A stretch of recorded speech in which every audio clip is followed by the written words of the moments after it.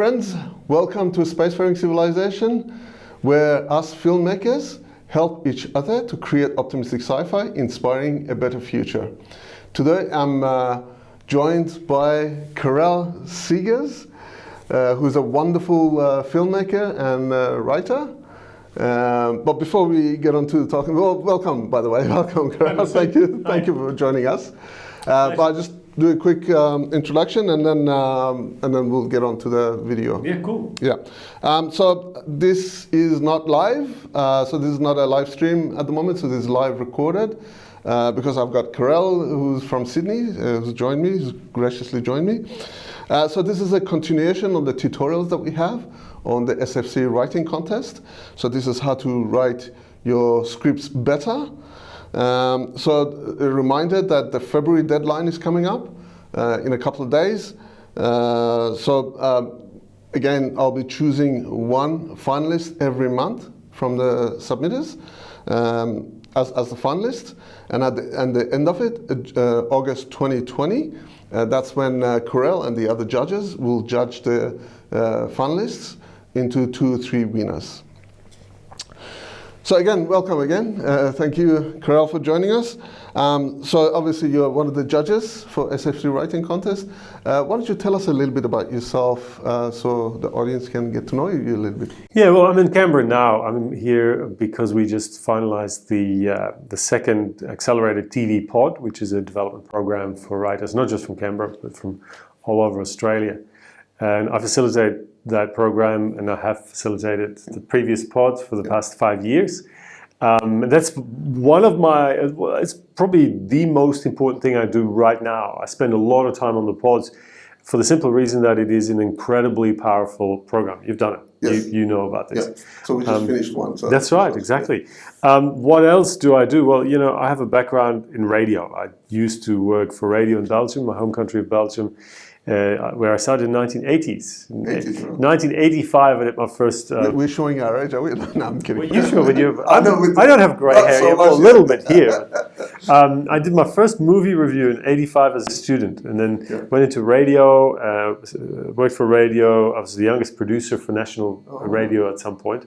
And I had an amazing career. I just loved that part of my career. But then in 1997, I went to television because I felt like I had done everything that I could for radio. And I went to television, moved countries from Belgium to Holland, from Holland to London. And then in 2001, I came to Sydney because that was the city of my dreams. And I really wanted to live here. I visited a few times, and I love the climate, still love the climate very much. Even though it's changing, I still like it. It'll recover. That's right, yeah. And we're optimists, aren't we? Yeah, we are. This is an optimistic show. Absolutely. So when I arrived in Sydney, I wanted to make films. I wanted to be a producer. Right. And I did produce a number of short films that were quite ambitious. The first one was, I think, if you were to convert it to current rates, it'd be about $100,000 budget. Live action had quite a good standard of cast. But I didn't, at that point, I had learned about story. I'd read all the storybooks, but I wasn't really applying what I knew in my own films. So the film wasn't what I wanted it to be. And then I went to the next film, which was a blend of live action and animation.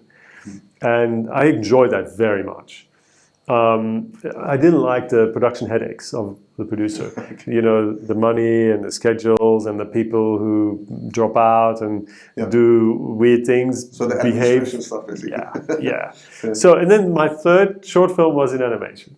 Oh, nice. There's one animator, writer, director, did pretty much everything himself. So the production job was much easier. And I liked that, but obviously that's not really a good business model. Yeah. And at some point I realized that I had become more interested in story, and I saw more of a calling there. I thought that I could do more good work in Australia working on story rather than trying to produce, because there's so many producers around already. And particularly looking at Australian screenplays, I saw that people can write dialogue, people can create scenes, but I thought there was a lack of understanding of broader story arcs. Yeah. And so that became my mission. I basically started blogging, I started teaching, and I'm now basically teaching, all over the place in Australia. I go overseas frequently. So I love doing that. I do that on a regular basis, and I consult directly to filmmakers. So writers can come to me, I give feedback to their screenplays. And so you actually have a website, don't you? Yeah, it's thestorydepartment.com. Yeah, the story department. I'll put the link below in the description. And what's also important for filmmakers and aspiring storytellers, if you want to get an idea of whether your story ID works, I create a website called logline.it, logline.it. You go there and you post your logline, and then you review 2 other loglines. And we've had over 6,500 loglines so far.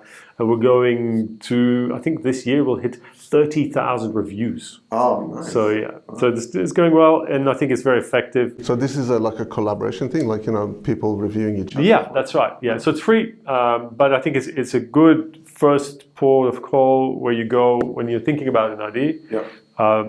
Does it have legs? Are you going to spend the next weeks, months, or years of your life working on that story? Post it up there and then see what the feedback is. So this is a great resource. Do you mind if I put the link on our website? By all means. Yeah, so I'll do that. So I'll put that on the sfcfilms.com website. So you can use that as a really cool resource to review your loglines. I'll plug one more thing. That's probably the most important one, and it's also being used by the people at the pod. We talked about that a lot. It's called the Immersion Screenwriting course. That's a paid course, an online course that I designed a few years ago after I learned that a lot of my students in class were very attentive, very focused, and then they understood what I was teaching them, and they went on and never wrote a script. So I needed to do something about that, so I designed a completely new screenplay course where you are trained in writing every day with very simple tasks, but tasks that are incredibly powerful and basically program your brain to do exactly what professional writers do. And it's a program of 50 days. And I have 2 of those courses currently, one for feature film writers, one for television writers. So immersion, and the website for that is screenwriting.courses. Screenwriting.courses. So have a look. So I'll put them both on the sfcfilms.com website, and thank you for sharing that with us. Thank you for letting me plug it. By all means. So let's get into the advice on what advice do you have for new and emerging writers, specifically on the optimistic sci-fi realm that our audience can use, take on board? Yeah, so I'll keep it specific. I mean, there's a lot of general advice, and it's hard work, and you follow your gut, but you're aware that there's a lot of others out there that are competing against you. But that's all general stuff. Specific for optimistic sci-fi, I would say this: if it's optimistic, then you want to give your audience an optimistic feel at the end. They want to, you want them to feel good at the end of the film, right? So how do you do that? I think you create hope. That's one possibility. But in terms of character, I think what you can use as a strategy is to have your character in the final moments of your film perform an action that shows a positive spirit, that shows positive values, that shows that if this is what people do, then there's hope for the future. So, can you give us an example? Yeah, I mean, I'd say many sci-fi films that are successful, even the big Hollywood films, have that. I mean, look at Avatar, which is one of the most successful sci-fis. Jake in that film makes a very important choice. He chooses to go on the side of the Na'vi, and he stays on the side of the Na'vi, and it's difficult. He gets all his old world friends and people that he worked with against him, but he knows it's the right thing, so he keeps in that spirit. And then at the end, when you see him lie there, and you're like, oh my God, and then he opens the eyes, and it's the end of it, and he's like, wow, that's an incredible moment. And so that was the payoff of the whole story. Yeah, absolutely. So that's a choice by that character, a difficult choice, but it's a choice that we feel deeply is the right choice. You know, and obviously, you know, we're looking at that film now, 11 years later, with what we've just had in terms of our fire summer, right? That film was, in a sense, visionary, right? So that film was talking about nature and climate and a lot of things, and awareness. And here we see a character in a very engaging, action-packed film, but still, at the end, that character made the right choice, and we felt that it was right. You know, you feel good at the end of that film. Is that the key aspect of optimistic sci-fi? Is that people walk out with a good feeling? It's important for me. It is important for me. I mean, there are other sci-fi films that maybe shake you awake, make you aware of what we're doing in a way that, you know, you have the feeling that, okay, this is where the world's going and I don't want to see that.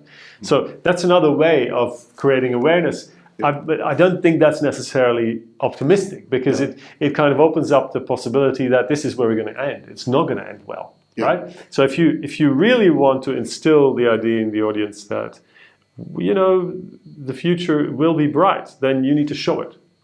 And I think you also need to believe it. You know, I don't think you can write optimistic sci-fi if you don't believe that the future will be better than what we've got now.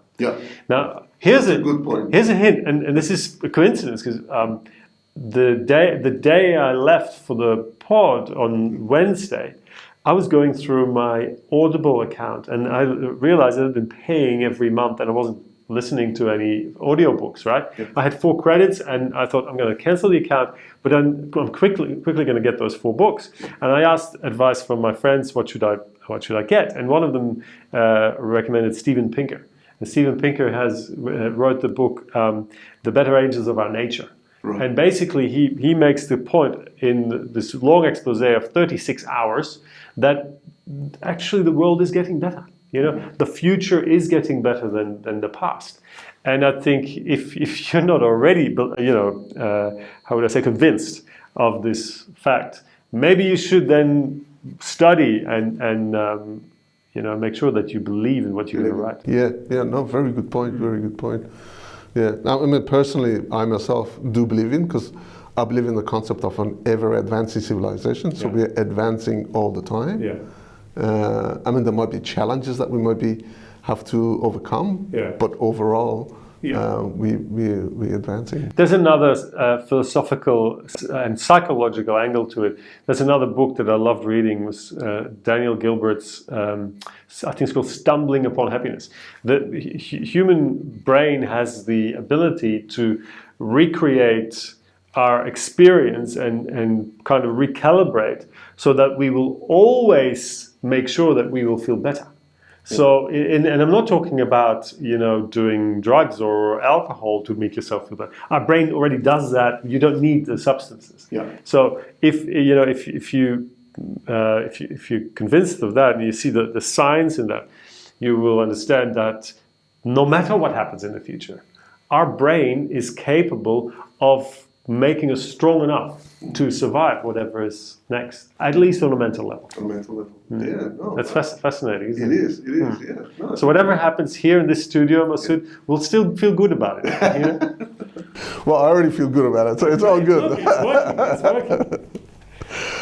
So specifically for the writing contest, where the contestants have to write a 5-page short film script, what are your top tips on writing a better short film script as opposed to like a feature film and whatnot? And as a judge, what are you specifically looking for? So we've talked with Marisa Martin and Russell Lee, and they've conveyed their point of view. Yeah, they're both great filmmakers. Russell is a great writer. I mean, I've worked with him here in Canberra as well. And I think, you know, whatever they've told you guys, you know, take heed, because absolutely. I would say it is a short film, right? So one idea, no more. Even in a feature film, you should actually only get across one idea. So here you have even less. So I'd say in one idea and maybe one scene. Make one scene central to your short film, lead into that scene, and make that scene flourish, and then you could have an aftermath payoff. But you build up to one dramatic scene, and it's got to be dramatic. What that means is you need a character who wants something. Because if you don't have a character on the page that wants something, the way drama works and the way scripts work, when we are going to read it, we're not going to be engaged. We can only engage with characters on the page if these characters want to achieve something. And we need to understand what they want. So then we're going to ask, how are they going to do it? How are they going to overcome their obstacles? So that is basic screenwriting 101, but a lot of people tend to forget when they start writing the stuff down. So seriously, to have any chance in this competition, keep it simple, one idea, and make it dramatic. And maybe the final piece of advice, pick one character's point of view. So even for a feature, I recommend that. I mean, there's plenty of successful films with multiple protagonists, but it's very hard to do that. It requires a great skill and I'd say experience.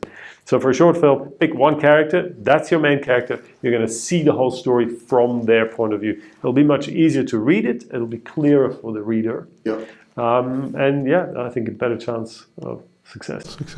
And to keep it optimistic while keeping it short and whatnot, what advice do you have? Like, obviously, they need to get to the second act fairly quickly.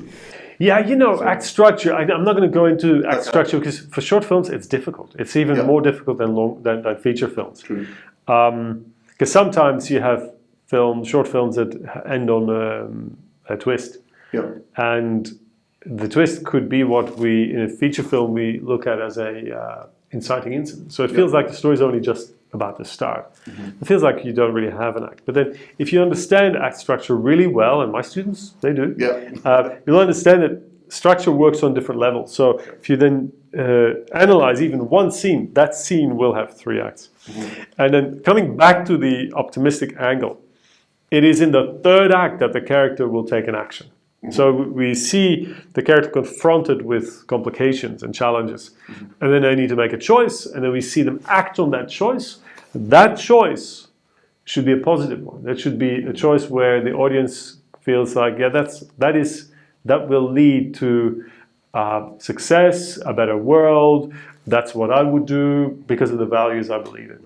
Good advice. Thank you. Thank you for all the words of wisdom. If it's good, then it'll help the writers. And I hope you enjoy the process of choosing the winners in August 2020.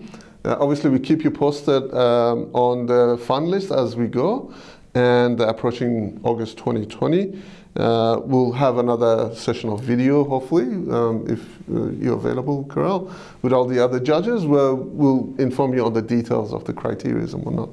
Well, thank you so much for joining us. Thank you for inviting me over. You're welcome. It's a pleasure. So quickly, so the next video, we'll be chatting with Nicholas Andrew Hall, who will be going through designing the protagonist's journey. So that's a good video. So that's also going to be recorded. It's not going to be live.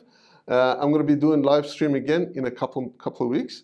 But until then, keep writing optimistic sci-fi. Bye.